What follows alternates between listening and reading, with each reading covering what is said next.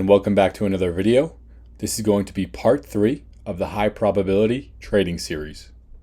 So for part 3, we're going to be looking at this fractal of price right here. This is NASDAQ's 1 minute chart, and we're going to be breaking down what occurred and how we reversed at the lows there and made it all the way back up to opening range high. Okay, so number one thing is what? Draw on liquidity. Where is price likely to draw to? Where is it going? Or in other words, what is your bias? Okay, once you determine your bias, all you're waiting for is to identify the signatures that we look for day in and day out. Identify the macro signatures, utilize power of 3, utilize news inefficiencies, everything that we discuss on a day-to-day basis and that we see on a day-to-day basis in the marketplace. That is what you're waiting for, because you want to think like the algorithm. You want to think like smart money. So we discuss smart money signatures and smart money handshaking. That's all you're looking for after determining your bias, right? Your draw on liquidity. You're waiting for time and price to show you, okay, this is the setup.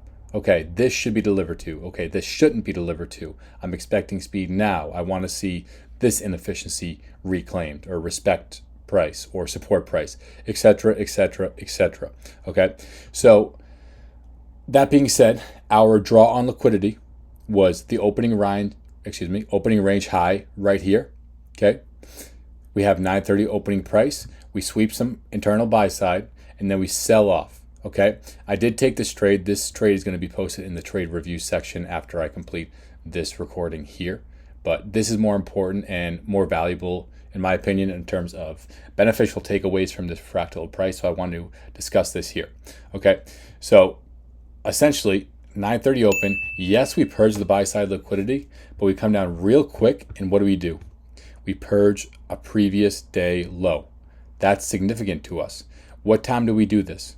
Right before the 950 macro and also right before 10 a.m. red folder news, which we know that we had today.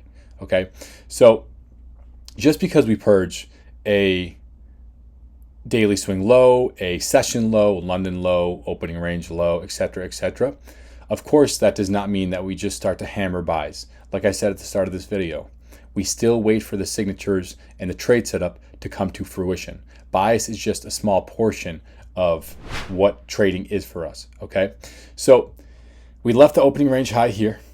We come down, we sweep previous day low, and then we create this short-term swing low right here.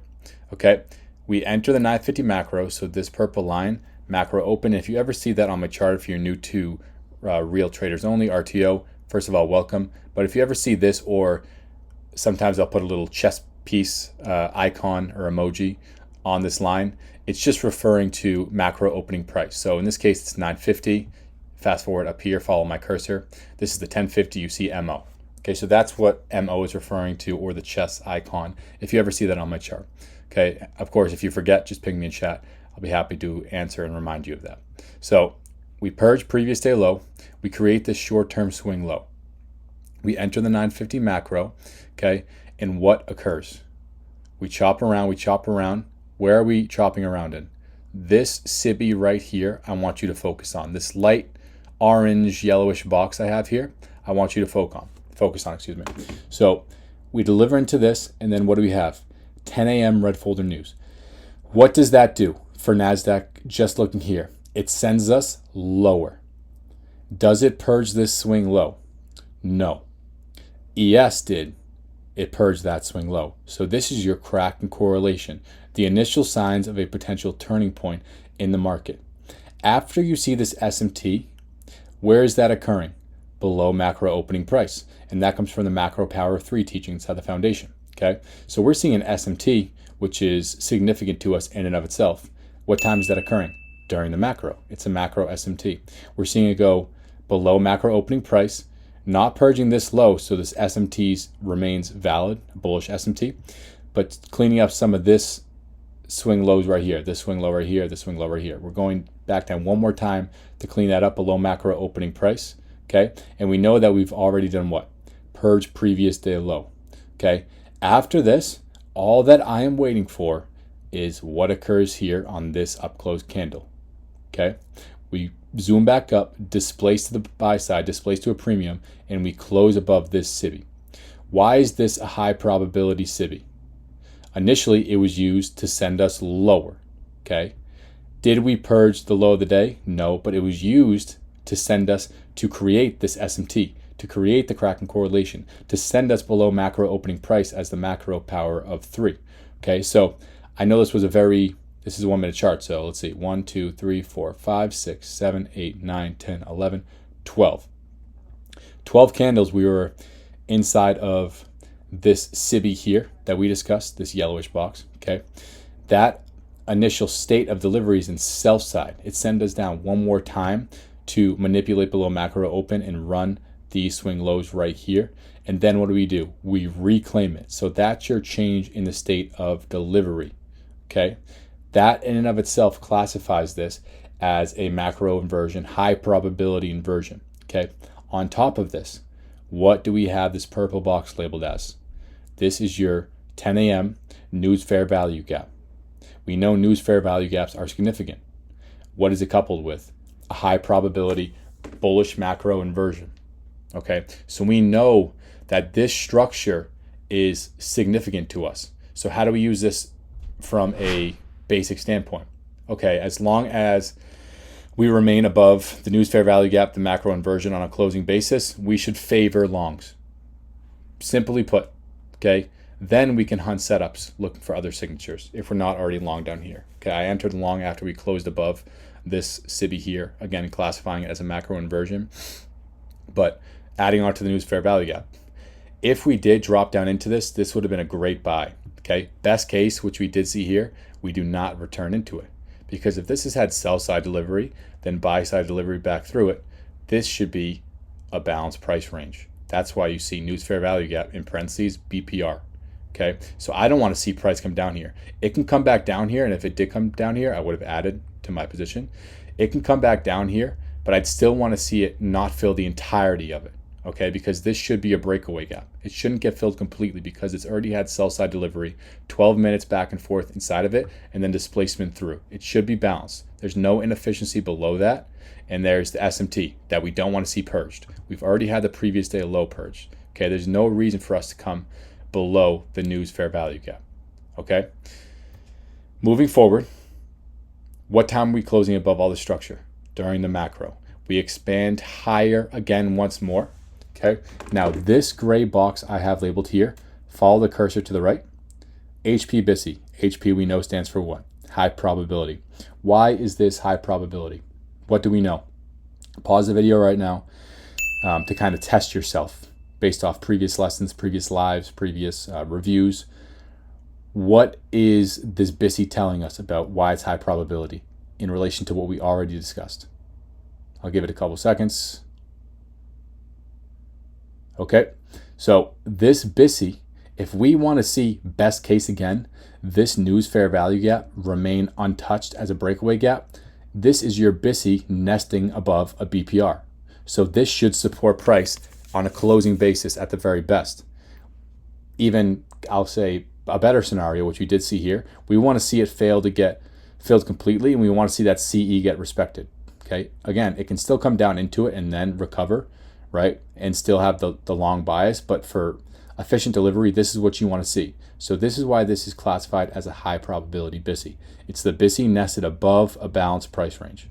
Okay, now we chop around a bit more. Okay, we're delivering inside of this high probability BISI every single time here. What do you notice?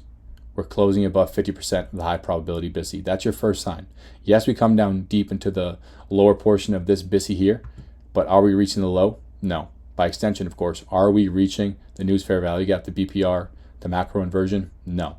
Everything in terms of internalizing strength, internalizing strong signatures is still in play, right? So the priority is initially down here, the news fair value gap, the macro inversion. Then you're just seeing how do we deliver in relation to this high probability BISI because it's nested above, right? You're internalizing order flow, you're looking for signatures, okay? Now, the next kind of step in terms of climbing the ladder, in terms of a significant inefficiency, was this SIBI right here. So follow my cursor in the upper left portion of the screen right here, okay? This is the 936 SIBI. And this is, as you can see, we have 930 open. This is the first inefficiency created after the 930 opening. Okay, so this is a significant inefficiency to us as well. So if we have the BPR down here, a high probability BISI, what do we want to see us do next? We want to see us close above this inefficiency. This is an extremely important inefficiency for the intraday session, the 930 fair value gap. Okay, so notice, and I guess before we close back above there, we'll discuss what happened down here, but just keep this in mind. The whole time we were trading down here, I'm saying I want to see us reclaim this 930 fair value gap. Once we reclaim that, it's even further conviction that I am on sides, okay, and to hold to the opening range high, okay. But essentially, if this is a high probability BISI here, and this last down close candle, right, after running this low, okay, is nested in the upper portion of that high probability BISI, this should be your high probability order block.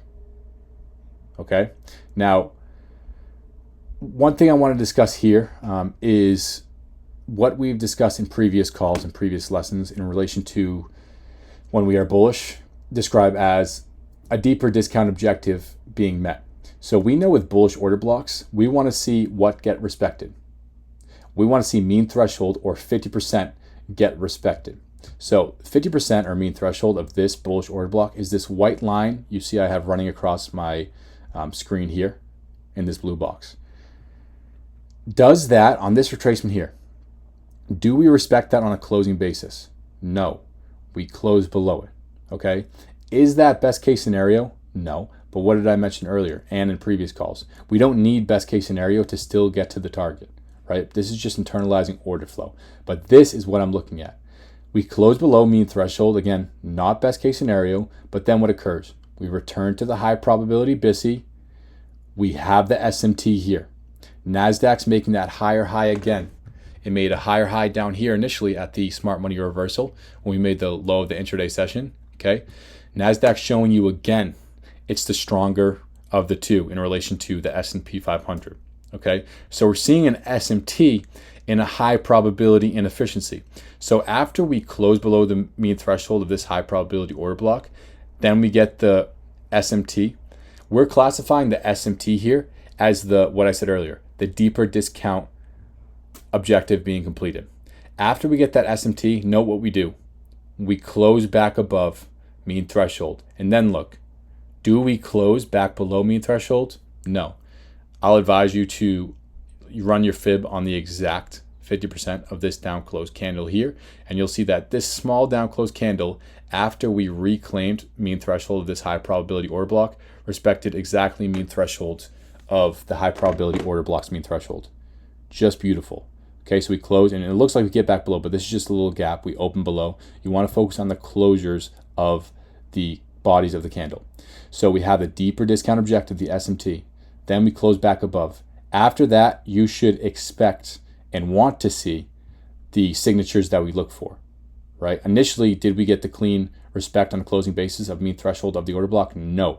But after we see the SMT, then reclaim it, then you really want to see it. So body respect, one more time, body respect. Then what do? What did we mention earlier? We expand higher and we reclaim the 930 fair value gap. Beautiful, beautiful, beautiful. So right at this very moment, this up close candle, look at where my cursor is here, okay? This very moment, you should be looking at your charts in relation to this BISI here, this lower purple box, as a breakaway gap. You don't want to see price return there. If it does, you don't want to see it reach CE. You want to see it tap it and go. Okay, so you want to see that remain open. Why? This is your 930 fair value gap. It's already had sell side delivery, buy side delivery, sell side again. We chopped around in here and then we displaced above it. We finally got that smart money handshake and closed back above it. So now you want to see, since it's a significant inefficiency for the 930, the intraday session, you want to see that 930 fair value gap offer support. So it's acting as a smoke screen in relation to this BISI under here. That's why this is classified as a breakaway gap. Okay, and look at this upper BISI right here. Okay, why is this a high probability BISI? It's nested within that 930 fair value gap. Okay, look at the bodies every time we deliver into the 930 fair value gap and this high probability BISI. It's respecting consequent encroachment or 50% of both every single time here. Okay, in relation to the 1050 macro, okay, we have 1050 macro opening price again. That's this purple line coming across your screen where my cursor is, labeled MO. Again, that's macro open. Okay, and we come back down below macro opening price as your macro power 3 to clean up some of this sell side liquidity here, this low swing low here, and to do what? Return to a significant inefficiency that we know is the 930 fair value gap to offer smart money longs before we reach the target, the opening range high. Okay, so essentially 2 reasons why, if we have this, I actually believe this was an SMT at the highs here where my cursor is. NASDAQ made this higher high, but ES failed. Okay, and then we have this BISI close below. Okay, inversion to the lows. You can scalp this down here. Me, I'd rather continue with the trade. Why? On when we returned back to this, I have it labeled reclaim BISI, and I'll get to that. But at the time, before we closed back above it, it was a macro inversion. Why is this a low probability short setup? We had already ran the lows here, the low here. Okay, our whole bias in the whole time we've gone up to this point where we closed back below this macro inversion, came back up into it, we've seen bullish signatures, right? Our bias is to the opening range high. And number 2, what do we know we have right below here? And I guess right here, when we returned here, what did we already deliver to and see bullish signatures from, or respective 50%? We saw that 930 fair value gap support price. We know that significant inefficiencies right there. If we were bearish, we should not have closed back above this, right? We did. Okay, we see the bodies respect it time and time again here during the macro, below macro opening price, after we have manipulation, sweeping old lows, in a high probability inefficiency. So when we return to this here, this macro inversion, even if it touched it and went down lower, I don't care. I know that this is a lower probability short setup. Okay, my whole bias is that we're reaching higher prices. What is it going to reach for? A session high. There's logic behind this, guys. There's logic behind the signatures, time and price, and then session highs and session lows. See how we're targeting a session high when we're in the trade, okay? And we needed a session low to be purged to identify this turning point down here, back to buy side. Okay, there's logic behind this, right? And then we, of course, return to that high probability BISI once more, and then we reclaim that BISI.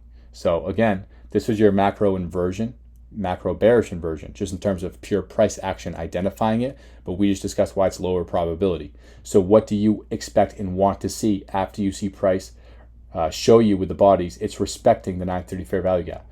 You expect it to become a reclaimed BISI.